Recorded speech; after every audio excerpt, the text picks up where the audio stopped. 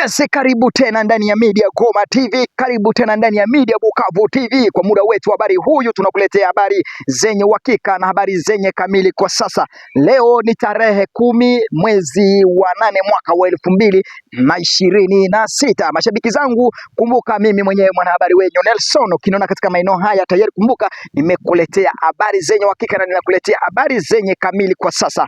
Leo nina jambo mengi ya kuwatangazia, nina habari mengi ya kueleza kupitia jambo inavyoonekana katika uwanja wenye mapigano katika ndani ya Jamhuri ya Demokrasia ya Kongo na katika sekta lingine. Habari tuko nayo shabiki zangu, na habari mengi inabidi nikueleze sasa katika muda huyu. Ni jambo la kujua kwa sasa katika maeneo ya Jamhuri ya Demokrasia ya Kongo, vita imeendelea vipi katika upande wa Nord Kivu na upande wa Sud Kivu. Katika muda huu tunazungumza, vita imeendelea kuwa mbaya zaidi kwa sababu jeshi la FARDC wameamuka sasa, wanaenda kukabiliana na jeshi la waasi wa M23 katika vijiji kadhaa. Kwa sasa wanajeshi wa Burundi wameingia kwa wingi zaidi.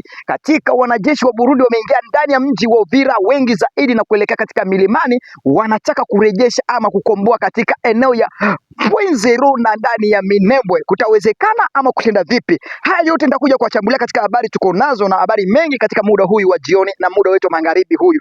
Leo na salimia kwanza mashabiki wote kutokea upande wa Manyema, kutokea upande wa Shabunda, na wengine kutokea upande wa Kalehe, na wengine kutokea upande wa Kindu, Kinshasa, na wengine kutokea upande wa uko ndani ya Lubumbashi. Tunawakaribisha tena ndani ya Media Goma TV na kuja kuletea habari zingine, mashabiki kutokea eneo ya Amerika, Canada, Australia na katika sekta lingine. Kumbuka ni mimi mwanahabari wenyu Nelson, nikiendelea kuwapasha habari zenye uhakika na habari zenye kamili kwa sasa. Katika kipindi chetu cha leo, usisahau subscribe, usisahau kulike, usisahau kubonyeza. Kumbuka hakuna mwanahabari mwingine atakuletea habari zenye uhakika, na kukaribisha katika kipindi changu na kuelewa sasa katika jambo hivi na kuletea ama katika muda nimekuletea tayari. Jua hili jambo nimekuja kuwaletea na kuwapasha kwa sasa. Mambo imebadilika, serikali haitaki kulala kwa sasa. FARDC wamekuja wanasema sasa inabidi kwa sasa waingie kwa sasa ndani, na inabidi wavuzuie M23 kuingia katika vijiji vingine, waendelee kumiliki, kwa sababu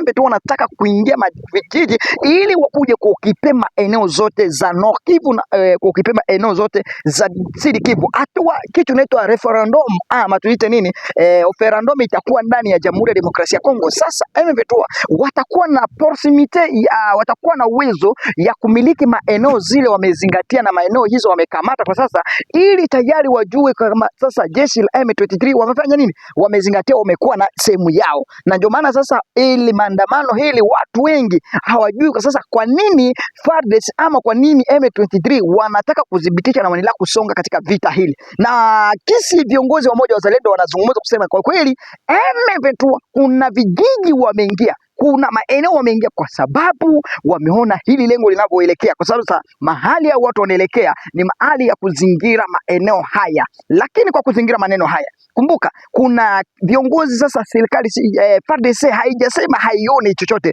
inajua lengo la gisi ama watu wa M23 na Twirwaneho. Kwa sababu gani wameendelea kuadvance, ili tayari wajue kama tayari kuna eneo za muhimu tena wamefanya nini, wamedhibitisha. Lakini haijawezekana kwa sasa, haijawezekana kwa sababu FARDC ujanja wao, werevu wao wote kwa sasa hivi tunaozungumza, FARDC ilisha kusoma tayari hizo maeneo.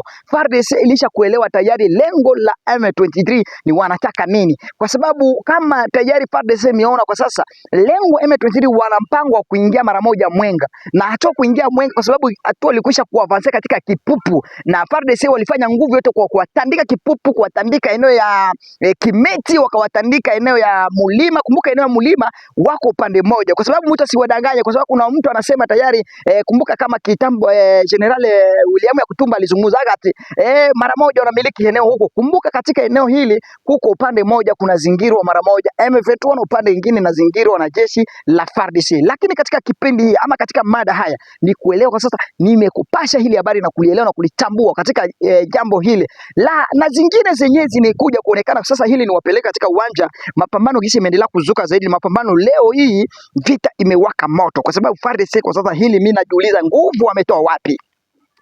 Niliwaambia FARDC hailali, niliwaambia FARDC imeamuka. Wengine wakasema hapana, hao walishindwa tu, M23 wamezingira maeneo miaka, hawa wana uwezo wa kuzingira M23. Lakini hili ni wapeleke vizuri katika taarifa langu, tukielekea katika eneo ya Walikale. Walikale ndani ya teritoria ya Walikale tutakuja kupeleka vijiji kadhaa, vyote vinaendelea kuwa na mashambulizi na kuja kupeleka katika eneo inaitwa Zidani.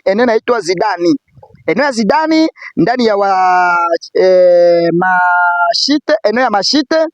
Kiongozi tunapeleka mara moja. Kumbuka kulikuwa vita ya Zidani na Mashite, ni wanajeshi wa wazalendo walikuwa kipambana hao kwa hao. Haya mapigano yalikuwa katika kijiji hicho, iliacha shida moja mpaka kwa sasa imeendelea kuleta consequence katika vijiji hivi. Kwa sasa kwenye vijiji hivi haviwelewane na vijiji vyenyewe vilikuwa na sapoti Generale Zidane na mwingine Generale Mashite. Wale walikuwa napambana hao kwa hao kupitia mapifu walikuwa nayo, lakini kwa sasa kuna vijiji viliafektiwa pamoja na vita hili. Katika kijiji inaitwa Isaya na kijiji inaitwa Bubere, Tusengwa, kijiji cha Tusengwa, Kirambo, Buringa. Hizi ni vijiji vimepata shida zaidi kupitia mapigano haya, yalikuwa mwezi wa 6.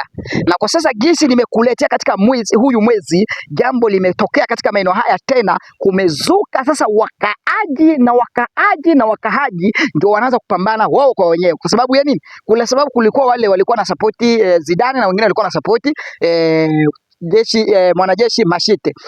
Katika habari hizo kwa sasa mara moja Generale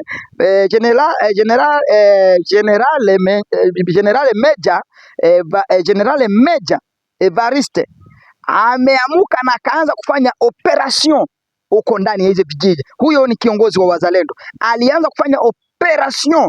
Akasema hii operation amefanya huko inabidi ielekee mpaka mji wa Beni. Hili ndio taarifa nimekwambia. Kwa sasa akasema inabidi waelekee mji wa Beni, kwa sababu mji wa Beni katika muda tunazungumza tena leo hii. Mnakumbuka niliwaambia tarehe 10 na ngapi? Tarehe 7, tarehe 9, tarehe 8, tarehe 9 kulikufa watu. Leo sasa tarehe 10 hivi tunazungumza, wengine 5 wamepatikana wamekatakatwa na jeshi la ADF.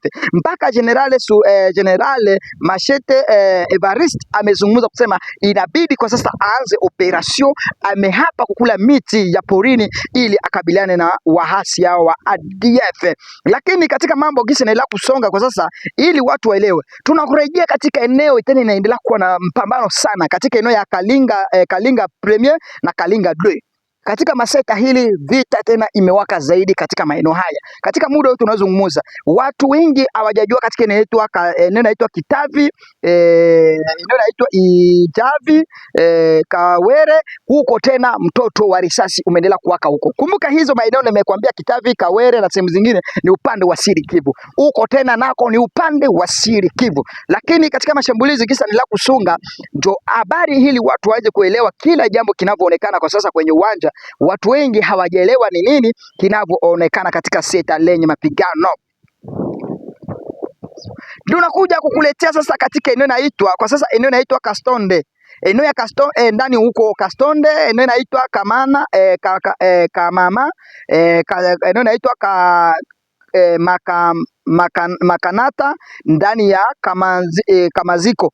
Huko tena kuna vijiji viko katika upande wa Masisi huko vijiji. Unajua kuna vijiji kadhaa, kuna vijiji vyenye kwa sasa watu wengi tukitangaza hawajui hizo vijiji, kwa sababu wale wanajua hizo maeneo ni wale wamezaliwa katika eneo hizo, kwa sababu nilieleza Kongo iko na vijiji vingi zaidi. Mpaka kwa sasa sisi wengine ama watu wengine, kama wewe hauna habari, haujui huko, hawezi kujua, utachanganyikiwa. Lakini hizo ni eneo tena zimeonekana kwenye mgogoro wenye vita.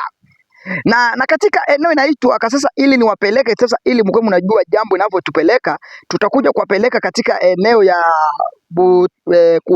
eneo zinayoelekea katika seta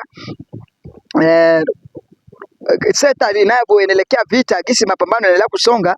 Tutakuja kuwapasha eneo yenye inakuwa tena na mgogoro mahali. Kabla nizungumze haya, Generali Lugabo wa M23 kwa sasa ameendelea kukamilisha. Kuna changamoto kati yao na M23, kuna changamoto kati yao na wahasi wa M23, lakini kuna wengi bado wanaficha lakini wale kwa sasa kuna chama chenye cha ndani ya M23 kwa sasa wanaenda mahali, wakienda katika mahali mashamba, wanapata hizo mbuzi, wanaiba hizo, ndio wanapata za kutumia kwa sasa. Kumbuka wa M23 wanasema nao hawalipi wakaaji, kama unayosikia hawalipe wanajeshi wao. Sasa ndio hizi inapitia zinatuma kwa sasa viongozi wa moja wa M23 hao wale wenyewe walijua ili lengo, wale majenerali wanaendelea kuwa wanatembea. Ukiangalia M23 kwa sasa, mkiangalia course ya M23 na ukiangalia course ya FARDC ziko tofauti. Utaangalia M23 unasema kabisa hao ni wanajeshi wa nchi kabisa, kwa sababu ukiangalia course yao ya magari, general huyu anaitwa Colonel Nanga, ukimwona gisa anavyotembea kwa kweli, anatembea magari kubwa kubwa, zile Land Cruiser zile za bilioni za pesa za dola. Hizo ni fedha zimetoka ndani ya mashimu, makorta, diamond nini, zile zinafanya hivyo. Sasa unajipata wanajeshi wa nchi wa FARDC sasa hao wanatembea kwa unaona zile magari zetu, gari za kitambo. Sasa hile ndio unaangalia sasa, hata watu ukiangalia kwenye seta wanaangalia wanasema kweli kuna tofauti kati la hawa waasi na jeshi hawa, kuna kitu kinavyokuwa tofauti. Lakini shabiki zangu, hili likupeleke vizuri na uelewe kwa sasa jambo hili limekuja kuletea taarifa liko la ukweli na taarifa linabidi tulichunguzie katika uwanja wa mapambano. Serikali ya Kongo haijashindwa kupambana na waasi hawa. Serikali ya Kongo haijashindwa mno kupambana na waasi hawa. FARDC kuna nguvu lingo tena zaidi la kupambana na waasi, lakini kitu moja imeaua ndani ya serikali ya FARDC, kuna usaliti ndani yao tu. Basi wakiacha mambo ya usaliti ili wapambane kivyao, watapambana mara moja wamalize M23. Lakini nayo ndani ya M23 wanatumia teknolojia, wanatumia akili la kufanya nini? Kuescrow tayari FARDC kati waanze kukosana na kukosanisha wazalendo na FARDC kwa sasa wasielewane, kwa sababu ukiangalia sasa wazalendo hawana imani na FARDC, wazalendo wa Sud Kivu hawana imani na FARDC. Tuachane na wazalendo wa North Kivu, kwa sababu ukiangalia wazalendo wa North Kivu hao hawalielie sana kama wazalendo wa Sud Kivu. Hili ndio taarifa leo nilikuwa nataka niwapatie katika mada hii. Kwa sasa mashabiki zangu, kumbuka mwenyewe kusubscribe, like, comment kupitia Media Goma TV, sehemu pekee utakuwa unapata ujumbe lenye ukweli na habari zenye uhakika. Ni mimi mwanahabari wenyu Nelson, nikiendelea kuwapasha habari zinavyoonekana katika uwanja wenye mapigano. Nakutakia heri njema na Mwenyezi Mungu awabariki. Bye bye.